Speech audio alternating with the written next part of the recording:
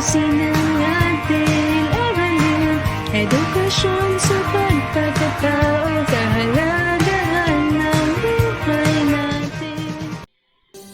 Good day, ESPers! Welcome sa ating third quarter week 4 pagsasabuhay ng paggalang na ginagabayan ng katarungan at pagmamahal, edukasyon sa pagpapakatao 8, learning activity sheet.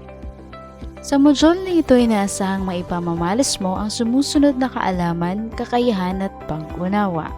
Una, nahihinuhan na dapat gawin ang pagsunod at paggalang sa mga magulang, nakatatanda at may otoridad dahil sa pagmamahal sa malalim na pananagutan at sa pagkilala sa kanilang otoridad na hubugin, bantayan at paunarin ang mga pagpapahalaga ng kabataan.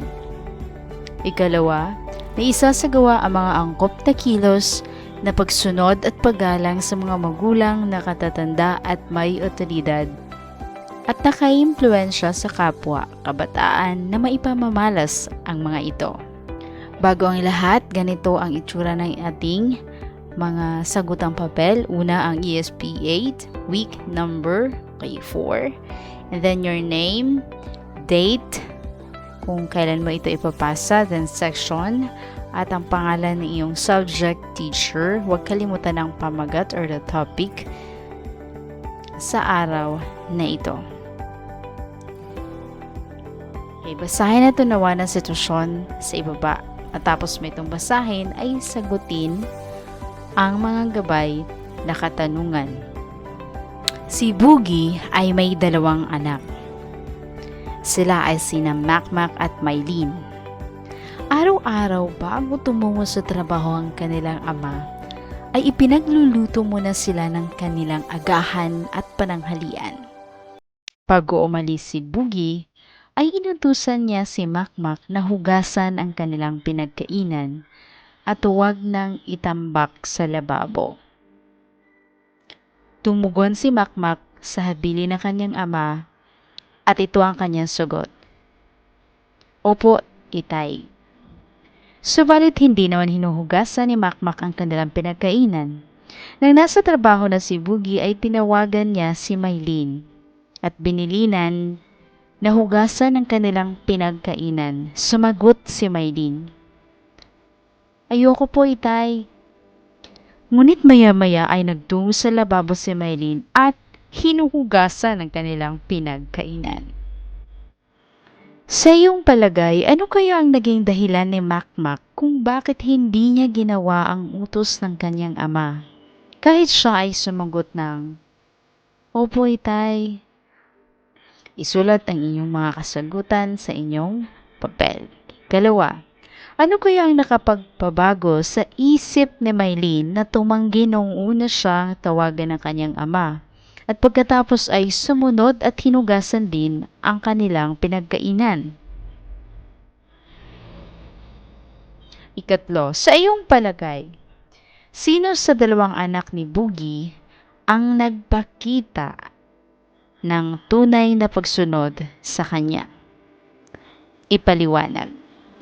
Kaya sunod na activity natin o gawain ay ngayong panahon ng pandemya, sigurado ako na mas maraming habilin at utos sa iyong mga naririnig at natatanggap mula sa iyong mga magulang, sa mga nakatatanda at lalo tigit sa mga opisyal ng inyong pamayanan.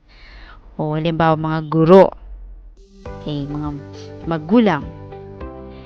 Ngayon, gumawa ng isang poster o di kaya naman ay isang slogan kung saan maipapakita mo ang iyong pagsasagawa ng mga angkop na kilos ng pagsunod at paggalang sa mga magulang, nakatatanda at may otoridad at nakaimpluwensya sa kapwa, kabataan na maipamalas ang mga ito. So, ang gagawin ay poster o di kaya naman ay slogan. So, mamili kayo kung ito ba ay poster o slogan na iyong gagamitin. Meron tayong rubrics o criteria. Komprehensibo ang ginawang paglalarawan sa pamamagitan ng poster o kaya slogan. Punto sa paggawa, poster 40%, the same as the slogan. Tugma ang mga ginamit na simbolo o salita sa paglalarawan, 30%. na ipakita ang pagkamalikhain sa paglalarawan ng pagsasagawa ng mga angkop na kilos, ng pagsunod at paggalang sa mga magulang, nakatatanda at may otoridad, at nakaiimpluwensya sa kapwa kabataan na maipamalas ang mga ito. So 40%, kabuang puntos ay 100%. So dahil meron na kayong kriteria, so inaasahan na magkakaroon ng isang malikhain, maganda, at maayos na paglalarawan ng poster o kaya ay slogan. Ito lang po ang ating learning activity sheet. Thank you and God bless.